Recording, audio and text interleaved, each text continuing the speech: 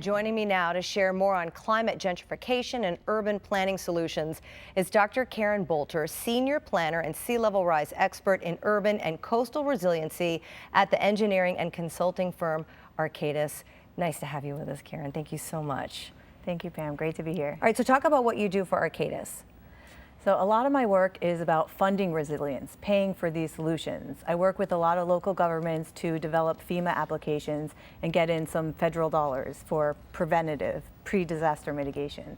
I also work with Arcadis to lead the Miami-Dade sea level rise strategy. And what's cool about that project is it's a business case. So we're modeling all these different approaches for what can we do 2060 with 2+ feet of sea level rise. What's the cost of doing everything? What's the cost of doing nothing? And then all these other options in between.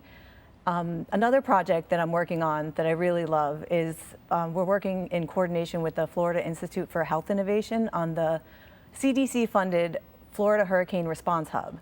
And that's really focusing on capacity building for the public health workforce and also emergency responders. And we really are focusing on teaching them about climate change and really weaving in the health impacts of sea level rise and climate change. So we created this poster that we presented at the Climate Summit in Key West last week. And I was really surprised that there were a lot of doctors there and a lot of people focusing on health and wellness. Yeah, people don't think about those other impacts related to climate change, such as health and wellness. So that's interesting. Talk about that Climate Summit, because the news that came out of that was things are happening faster than previously thought when it comes to rising sea level. So talk about that and that sense of, is that something you expected when you got that information? Because it's a bit alarming. I wasn't surprised. Every 5 years, the Compact updates their projection, and every year they go up a little bit more. I think that it's really hard to quantify. You know, we know that the warming oceans are expanding, ice is melting, but how to actually, there's a lot of uncertainty.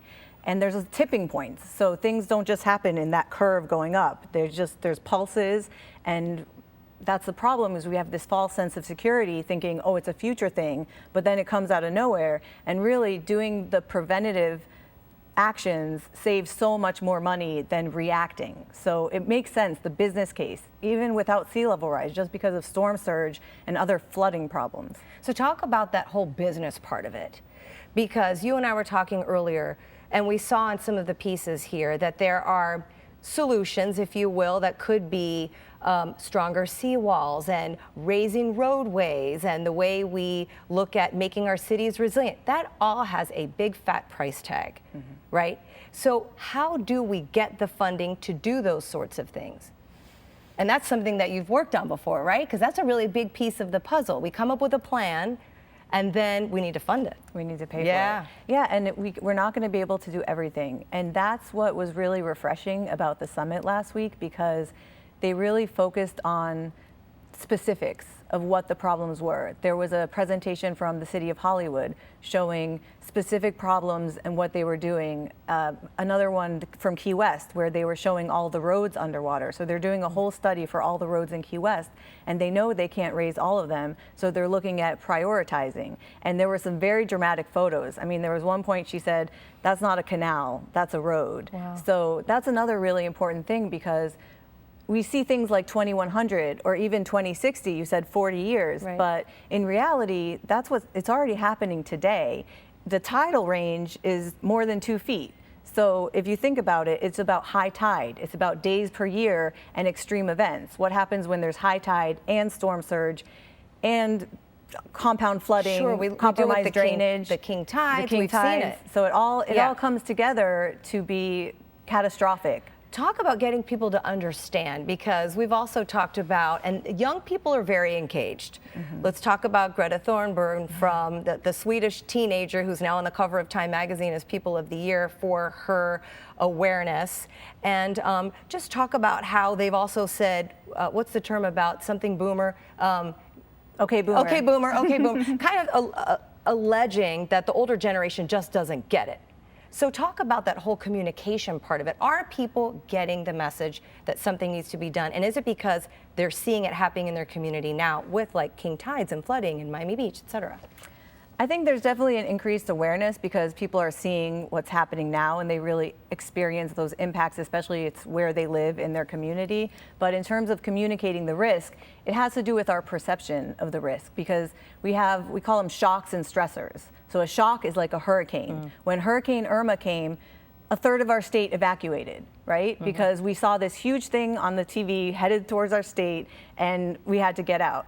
Versus sea level rise, it's creeping up a little bit every year. And when we see something that's kind of long term, it's not as terrifying. So people that have a 30-year mortgage, they're not leaving their house, even though they'll evacuate for Irma. So it has to do with the characteristics of something that's a slow process over time that we, as human beings, right, we put things off until it's really a problem. It's right at your doorstep, basically. Right, and that's going to be the most costly thing. Everything that we do, the sooner we do it, the more money we're going to save in the long run, the more people we're going to be able to protect, the more infrastructure we're going to be able to save. Talk about solutions, because a lot of people, and you're very optimistic. We talked about this earlier, and a lot of people they hear the news and they get afraid, they get scared, they say, when do I have to sell my house?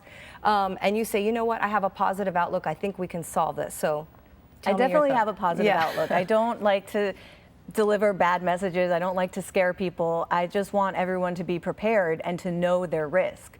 And you can do a lot of things to understand what your risk is. A lot of people think, oh, Florida's going to be underwater, I'll be dead by then. They don't realize that there's a ridge, there's a coastal ridge, there's a lot of high areas that one of the cheapest solutions is land use changes. We shouldn't be developing in high risk areas.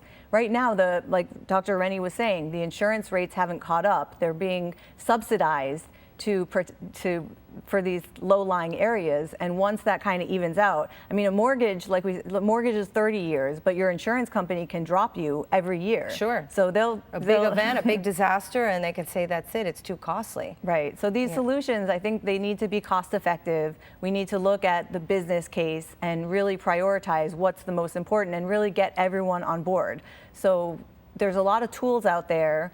We were talking about Flood IQ or the NOAA Sea Level Rise Viewer. Just go in there, do some research, see what your look risk at your is. neighborhood. You might not even be in a flood zone. You might not even be in a storm surge area. Right.